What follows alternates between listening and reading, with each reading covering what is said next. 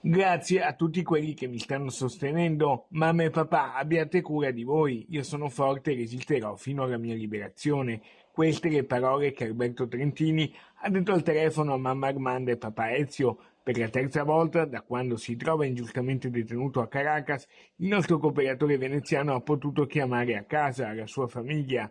Uno squillo al telefono che è anche uno squillo di speranza.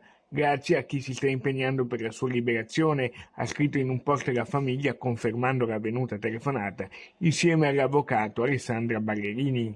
È una vicenda complessa che ha bisogno di tutte le luci accese, come sta accadendo finalmente in sede nazionale e in sede regionale nel Veneto. Un forte appello alla liberazione del nostro connazionale in carcere dal 15 novembre 2024 è arrivato anche dalla marcia Perugia-Assisi, da dove si trova lo stesso Giulietti, che dice: E anche da qui è partito un appello da parte di tutte e di tutti, affinché Alberto possa tornare a casa il prima possibile. Si dovrà ora anche capire che riflessi potrà avere sullo scenario internazionale il premio Nobel per la pace 2025, assegnato a Maria Corina Macedo, una delle più convinte oppositrici al regime dittatoriale di Maduro. La mamma e Alberto hanno ringraziato chi si sta occupando di lui, ma è esattamente il contrario.